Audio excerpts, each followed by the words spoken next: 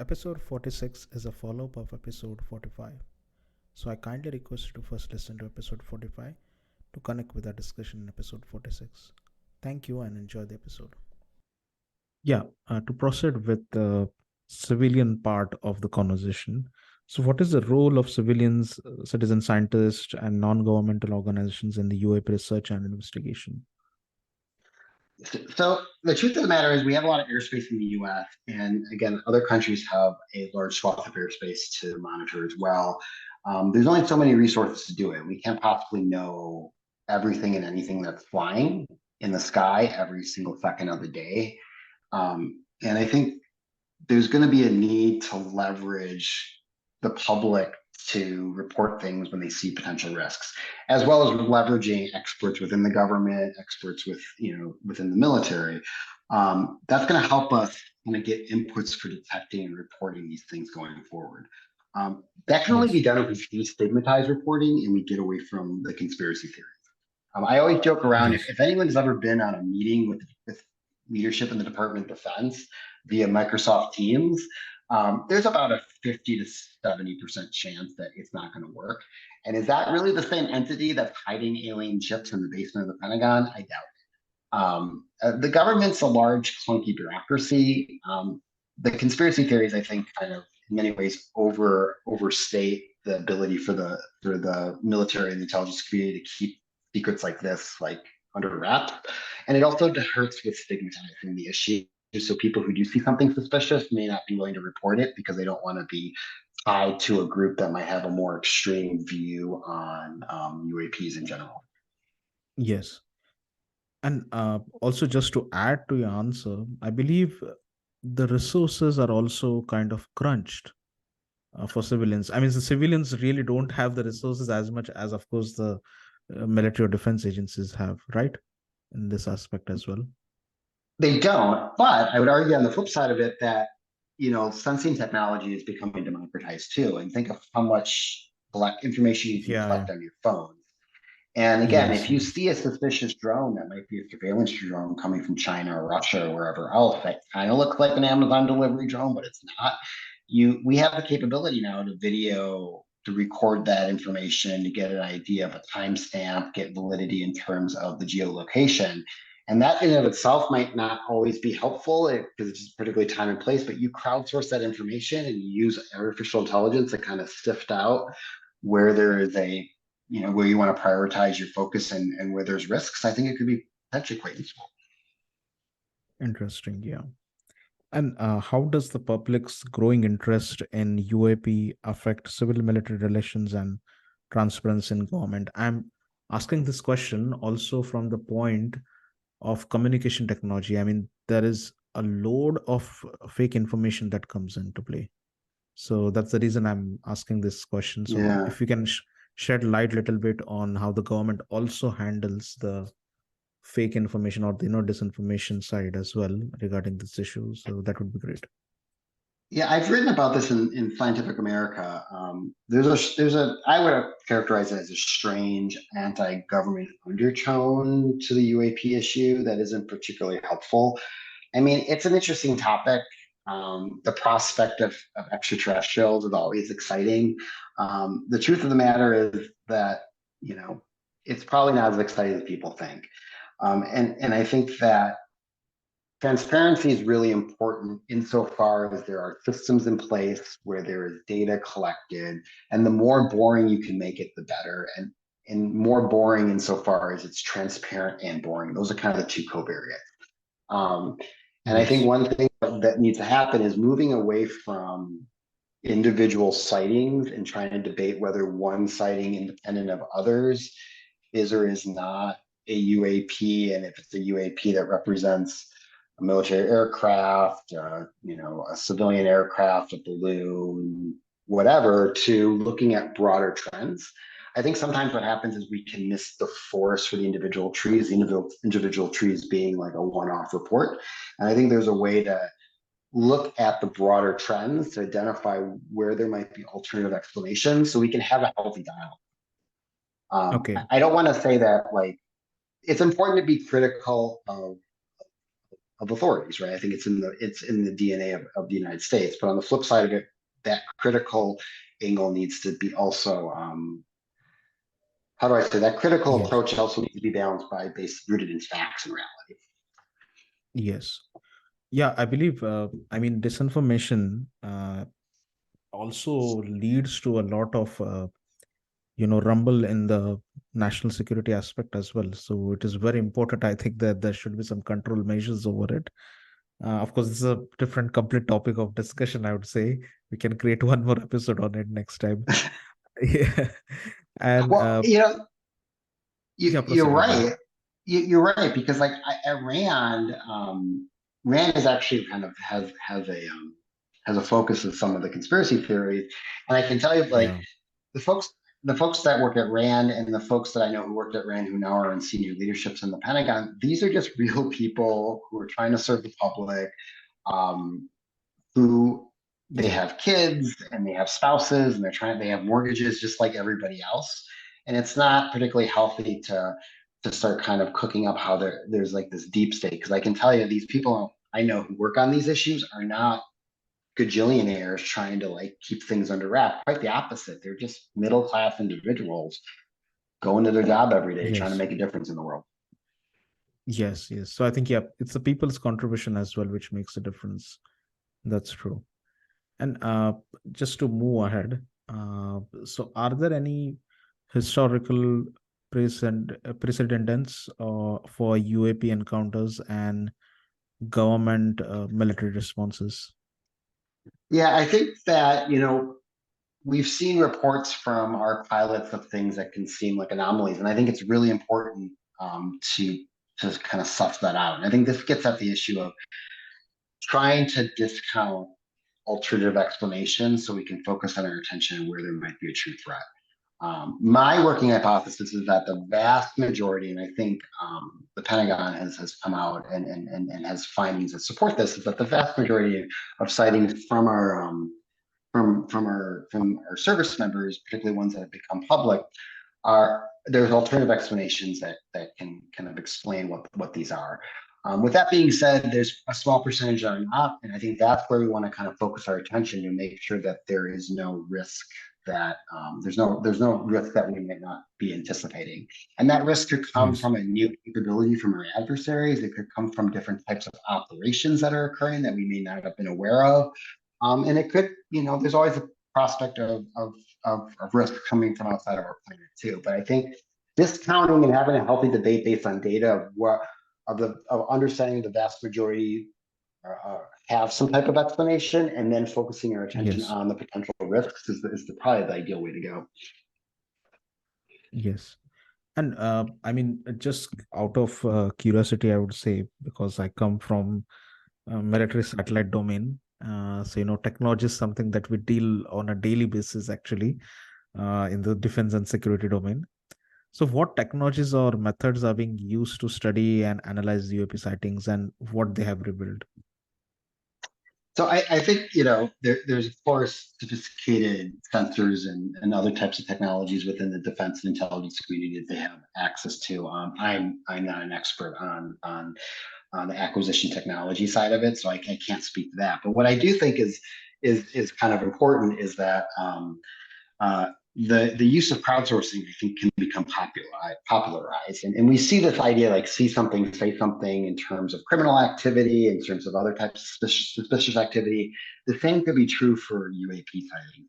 Right now, kind of the place that is the primary source for data that at least we use for our report is the National UFO Reporting Center in Davenport, Washington. And that's led by an individual named Peter Davenport. And I've talked to him, and he's a one man, essentially a one man show in his living room, collecting these kind of reports for the past 24, 25 years. I think you've seen this movement with the All Domain Anomaly Resolution Office, ARROW, to start kind of taking in input from service members and folks associated with the government. I think there's an opportunity to move beyond just relying on one person in Davenport, Washington, to saying, how do we kind of institutionalize the collection of information? And again, I think we're, like I Yeah. mentioned earlier, we're seeing the democratization of sensors, right? Video, sound, Yes. GPS, all that's in your iPhone or Android device. How do you leverage this technology? How do you use AI to sift through the mountain of data that might come in? And how do you figure out who's Yes. a trusted source to analyze this data? Because it doesn't have to be the federal government. It could be a federalized system that relies on state Yes. universities and academics to spark a transparent analysis of the data instead of having a centralized authority that might only feed into the conspiracy theories and promote the trust amongst the civilian reporting populations. Yes. Yeah, I believe, as you mentioned, about like gathering and the resources as well. So I believe integration of UAP from the academic domain can be done, for people who are either into bachelor's or master's in defense and security, and some topics or subjects related to that.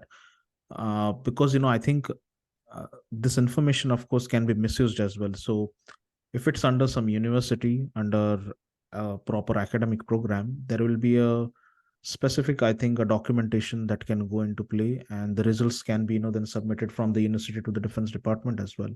So have you come across this kind of institution, or possibly a chain where the universities and the defense agencies cooperate on such kind of research?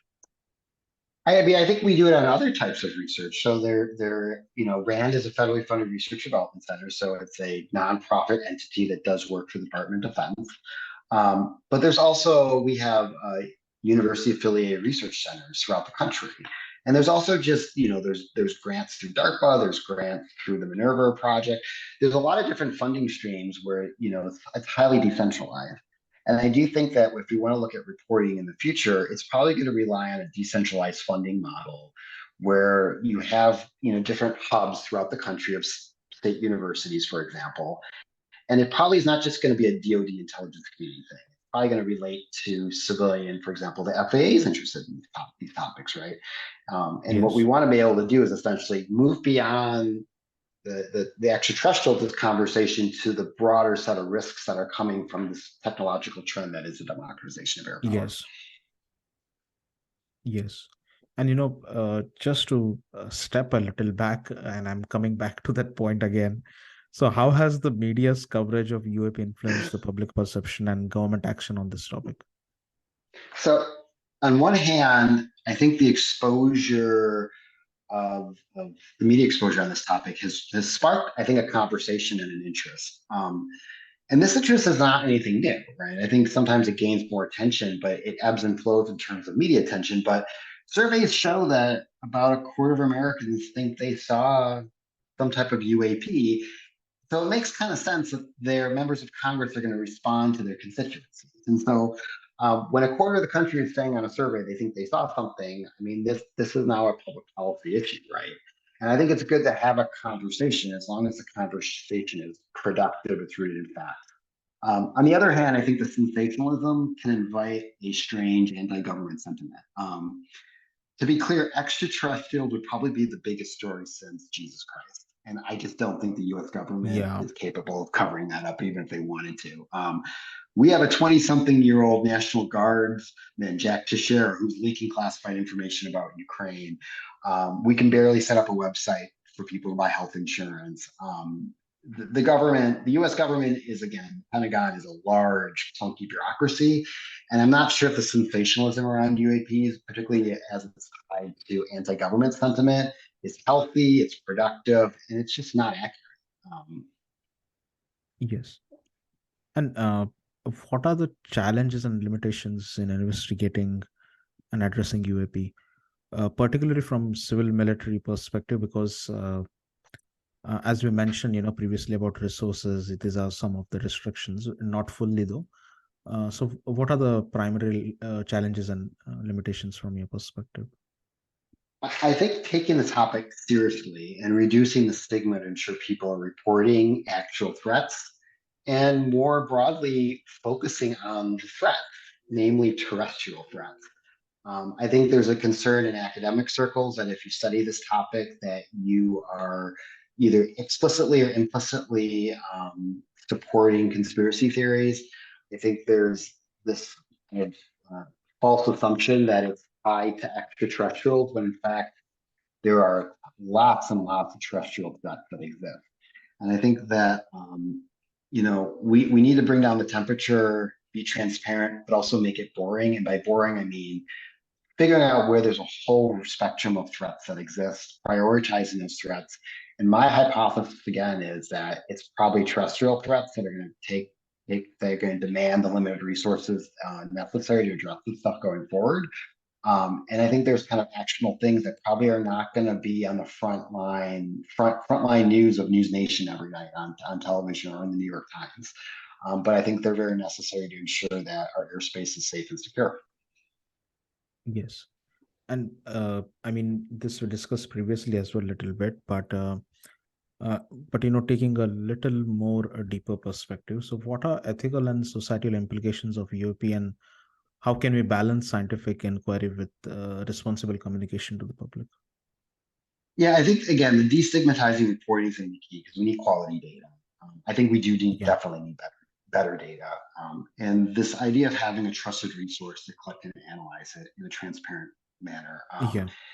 It having a centralized authority where things are kind of kept secret is not going to be helpful for civil military relations. On the flip side of it, we don't want to just kind of release information that could be potentially classified. For example, are we testing new types of drone technology in military operations areas that we don't want our adversaries to know about? That's not hiding any extraterrestrial evidence. That's just hiding maybe a new type of technology, just like we did when we were developing stealth technology decades and decades ago. And so I think one thing that's going to have to happen is that civil military relationship is going to be really important to kind of thread that needle to ensure that we can have a productive and just healthy discussion about what is flying above us day in and day out. Yeah. And I think, this just showcases how much writing and communication is important, not from the skill set perspective, but from the responsibility perspective. Actually, these are basic skill set, but when you're a journalist, you can actually cause a havoc if you use this in a wrong way, actually, right? Exactly. And I'm really proud that our RAND report, which is publicly available, by the way, and we are very detailed about our methods that we use. Anybody can download the same data set we use. And I think the methodological appendix is actually there's much more in that than the actual main report itself. It's all publicly available. And I invite people to download the data, which is publicly available from the National UFO Reporting Center, replicate our models, add new covariates, find limitations. I think transparency is going to be key.